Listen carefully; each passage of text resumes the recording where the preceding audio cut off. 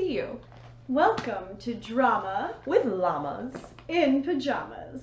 We are the Drama Llamas. I'm Ashley. And I'm Athanasia. And we are classical actors who have been making art together for 13 years. We are here with you today to help bring you into the world of classical theater. We hope to teach you how to understand mostly Shakespeare, but also classical playwrights and genres. Remember, no one wrote a play hoping it would bore you. So we hope to help you not only understand, but to enjoy this work as well. So, get comfy in your pajamas. Grab your llamas And let's do some drama! No, truly, Ursula, she is too disdainful. I know her spirits are as coy and wild as haggards of the rock. But are you sure that Benedict loves Beatrice so entirely? So says the prince and my betrothed lord. And did they bid you to tell her of it, madam? They did entreat me to acquaint her of it. But I persuaded them, if they loved Benedict, to wish him wrestle with affection and never to let Beatrice know of it. Why did you so? I know he doth deserve as much as may be yielded to a man. But nature never framed a woman's heart a prouder stuff than that of Beatrice. She cannot love, she is so self-endeared. And therefore, certainly, it were not good. She knew his love, lest she'll make sport at it. Why, you speak truth. I never yet saw a man, but she would spell him backward, and never gives to truth and merit that which simpleness and virtue purchaseth. Sure. Such carping is not commendable. But who dare tell her so? If I should speak, she would mock me into air. Oh, she would laugh me out of myself, press me to death with wit.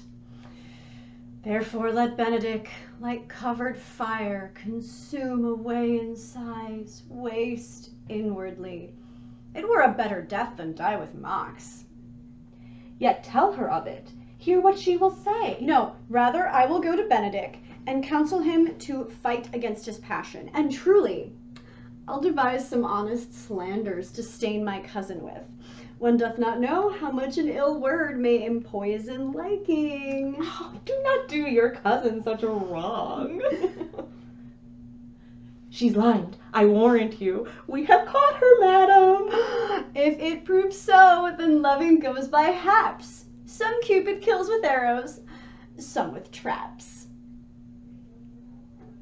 My, the theatre is so different in 2024 than in 1594. Goodness, were those real women on the stage? And what on earth are they wearing? And holding in their hands? Anyway, thank God it is the interval, because you cannot pee in the same place where the play is happening, and I need to relieve myself. And I need a snack, and they will not let us eat here either. Also, this was not worth $15. Tickets at home were just a penny. And at home, we stand right next to the stage. We should get our money back. We should get our money back on this time machine, too. Fie on 2024! As you might imagine, things were a little different when Shakespeare was writing than they are today. And we mean more than just technology. Every aspect of their society was different, from their government, their scientific knowledge, to their theater-going experience. We'll let you in on some key information that will help shed some light on why the plays are written the way they were written, and give you a starting point to make them your own. In the scene from Act 3, Scene 1 of Much Ado About Nothing that you just saw, two characters are intentionally spreading a rumor to convince their friend to fall in love with someone who they think is good for her. In Shakespeare's time, women were supposed to be married so they could have economic security and social respectability. So, these girls' friend Beatrice not being married made them worry for her. We still do silly things when we are worried about our friends, but if you didn't understand why it was important for her to be married, you might not understand this scene.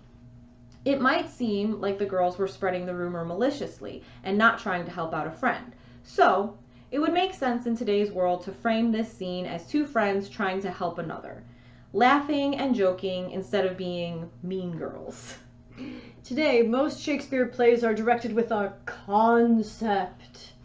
They're very familiar to us, and to draw people to the theater, you have to try something new. We staged the scene as if the girls were on spring break from college, having fun and gossiping. If you know what Much Ado About Nothing is about, you might see why this setting makes the play even funnier than it already is. When the plays were first written, not only were they brand new, and people came to see them for that reason, it was custom in the Elizabethan time period for actors to dress in everyday clothes that they wore in their regular lives, even if the play was set in a historical time period or a culture hundreds of miles away. This is one of the reasons why the words were so important to knowing what was going on, and why Shakespeare used so many of them. The Llamas were displeased with our performance because it went against their expectations from the 1590s. For one thing, only men could be actors, and women were played by boys who had not yet gone through puberty. So they were shocked to see real women on the stage. In the 1590s and early 1600s, we would be unemployed. Or at home with the kids. Or dead.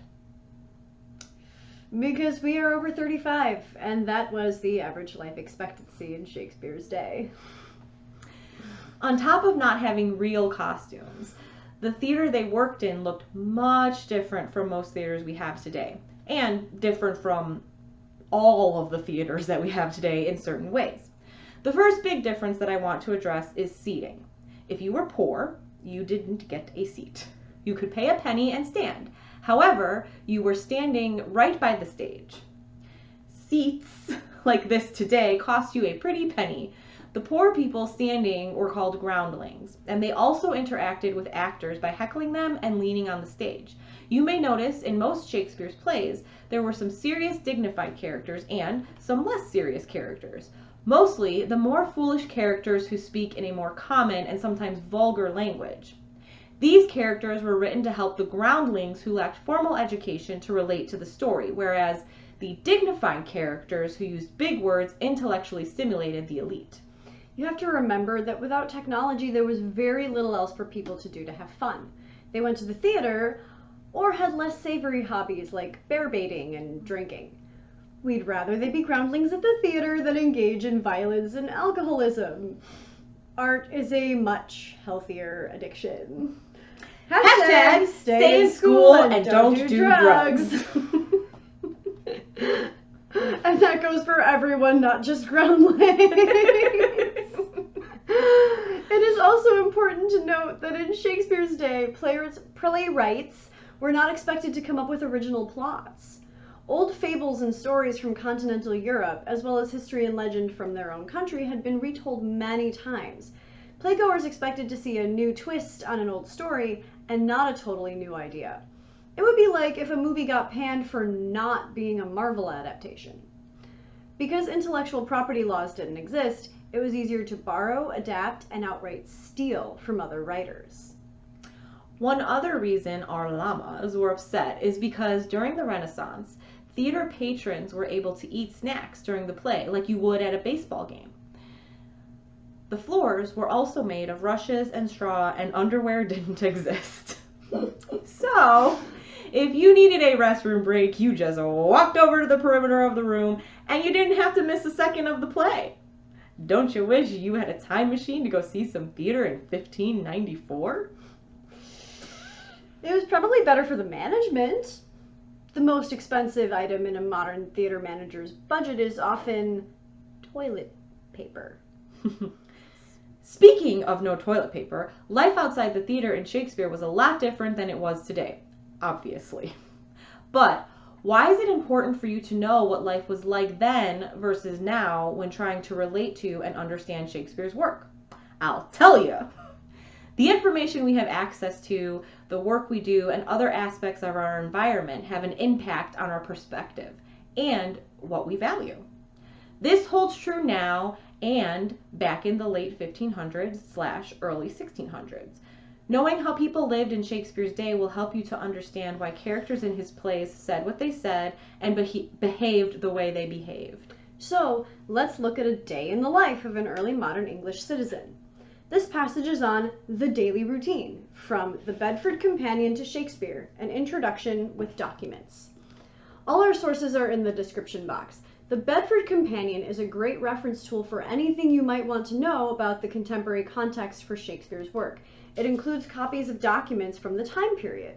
I'm a nerd, so my copy is falling apart. The daily routine. Whether in the city or the country, the English day began early, the rhythms of daily life influenced above all by the rising and setting of the sun. The northern longitude of England means that the summer days are very long, the winter days very short. Before daybreak, someone in the household had to rise and prepare the house for the business of the day. A successful merchant in London would have assigned the job to a servant living in the household. In less prosperous homes, a member of the family, perhaps an older child, performed this task. In winter, it meant stoking or relighting the fires needed for warmth. In summer, it meant at least readying the fire in the stove for the morning meal. In all seasons, water was needed for morning face washing and other such preparations. In the country, it came from a well or river. In the city, from one of the public conduits or wells, although the wealthy could afford to have their water delivered. Breakfast consisted of bread and butter, and perhaps cheese or fruit, or maybe both. There was no coffee or tea in Shakespeare's England. Ale or beer was the main beverage taken at all hours of the day. By the time the sun came up, people were ready for business, with the farmer already in the field and the shopkeeper opening his doors and displaying merchandise in front of the shop. With such an early start to the day, lunch was welcome when it came, just at the noon hour. This was the principal meal, when meat was served if it was available, and the family assembled for conversation and an hour away from labor. In the city, the workday usually ended around 5 or so. In the country, sundown determined the end of work. Closing time or quitting time was followed by a light supper and, in the winter, prayers in bed. There may have been time for reading if the family could afford books, but since candles were expensive, as was firewood, going to bed early was not only healthy, but also economical. In summer, of course, the hours before sunset, 9 or 10 p.m., throughout most of England, allowed time for recreation. Perhaps walking in the meadows outside the city walls or along the river away from the village, making music or dancing, playing games, both card games and physical sports such as tag, ball games, or archery, drinking with friends at a tavern, and perhaps smoking a pipe of tobacco, a recent import from the New World, and, of course, talking about who was walking and dancing and playing and drinking with whom. Though we structure our society a little differently today, it is important to remember that early modern England was a monarchy, a patriarchy, and a modern white supremacist colonial empire. Sometimes the language and opinions in the plays may be shocking and offensive for that reason. If you are portraying one of these characters, try to understand why they might not have seen how problematic those views were. We can all work over the next 400 years to improve equality in our society even more. Now, let's talk about the two things you are not supposed to talk about at dinner: politics and religion. During the reign of Queen Elizabeth I and her successor, King James I, who was crowned in 1603 after Elizabeth's death, there was a lot of religious turmoil. It was assumed back then that there was no separation of church and state. Each country had a national religion, and this religion was chosen by the ruler of that country. Elizabeth was Protestant. If you were a secret Catholic back in Shakespeare's day, that was a huge problem, to say nothing of if you were Jewish, especially during that Black Plague when Jews were blamed for it. Understanding religious, racial, and national prejudice can make the characters of plays like The Merchant of Venice, Macbeth, and Othello come to life. As hard as it might be to relate to and empathize with a character who holds prejudiced beliefs like that, this is one way the study of Shakespeare can help us deal with the problems and bridge the gaps we face in society today. They had a belief in a natural hierarchy, that God chose the monarch, and that authority went from God to the king or the queen, to heads of households, which were usually men, to everyone else. And if you were on the bottom of the hierarchy, you just had to submit. This was justified both in terms of social and political order, and that this is how God ordained things. Next time you watch or read one of the plays and see a woman speaking her mind, or someone from an underrepresented minority seeking justice, Think about how much bigger of a statement that was for Shakespeare to make then versus if a playwright made it now. For example, in Twelfth Night, Viola takes on the identity of her twin brother who she thinks is dead. She has to do this because she is shipwrecked alone in a strange place, and woman would have been taken advantage of. Olivia is a countess in this strange place who, after the death of her father and brother, refuses to get married and rules alone. This bends a lot of people out of shape. If you watch the play, you will notice the first man Olivia shows interest in is actually Viola, dressed as a man. Think about what Shakespeare was saying there. Now imagine that all of these characters are being played by prepubescent boys, and you've got yourself a crazy time. That is why the play is called Twelfth Night, named after a holiday that celebrates all kinds of crazy things. Speaking of crazy things, politics. 1603 was as close as you can get to an election year in early modern England because the Queen had just died and left no children. Her social climbing cousin made an agreement with her earlier to become her heir, and that is how James VI of Scotland became James I of England. There being no CNN or Fox News, Shakespeare decided to write a play about it. We call this play Macbeth, or, if you are inside a theater, the Scottish play. If you want to know what happens if you break that superstition, stay tuned for a video on Shakespeare and the supernatural. So Macbeth. King James could trace his lineage to an 11th century Scottish nobleman named Banquo. Does that name sound familiar? It should if you've seen or read Macbeth. Shakespeare wrote the story of Macbeth's reign in a way that would flatter the new king, and hopefully he would spend as much money on the theater as Queen Elizabeth did. They didn't have a subscribe button back in 1603, but you do, so you should click it now. Well, wait. Macbeth was a real king whose life story was told in a book many early modern English people read called Holinshed's Chronicles. He wasn't diabolical, power-hungry, or a bad leader, but he did kill James I's ancestor, so Shakespeare decided to tarnish his image. And thus was born one of the earliest and best psychological dramas of the ages.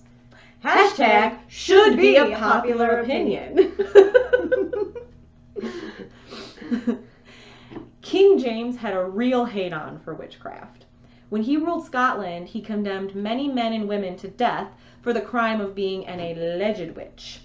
He even went so far as to claim that he was sacred and had special wisdom into Satan's minions. He wrote a book called Demonology to push these views onto the public. When he became King of England, he had to follow England's more lenient witchcraft laws, but it was not hard to see why Shakespeare might choose witches and other beings not of this world as a narrative device prompting evil behavior. We see this not only in Macbeth, but also in The Tempest. This is just a brief overview of the life and times of a Shakespearean actor or theater goer. There are many more sources you can look at if you find this material interesting, or if you find this helpful when approaching a role in a Shakespeare play, or when you go to see Shakespeare performed live. The more we learn about other time periods and cultures, the better we can understand ourselves. One of the purposes of great art is to bring people together and to show that some things about human emotion remain constant over time. Speaking of time, Shakespeare wrote some beautiful words about the passage of time and the meaning of our life in it, right in that political play, Macbeth. Tomorrow and tomorrow and tomorrow creeps in this petty pace from day to day, to the last syllable of recorded time. And all our yesterdays have lighted fools the way to dusty death. Out, out, brief candle. Life's but a walking shadow, a poor player that struts and frets his hour upon the stage, and then is heard no more. It is a tale told by an idiot, full of sound and fury, signifying nothing. Except it doesn't have to signify nothing. As we learn today, people find meaning and order in their lives in different ways. Join us next time as we find meaning and order through art and rhetorical devices in episode 7. Mark our air date in your planner. Because if it's not in your planner, it doesn't exist. I wonder what people will think 400 years from now when they find our planners. When they read them, what will they imagine about our time period?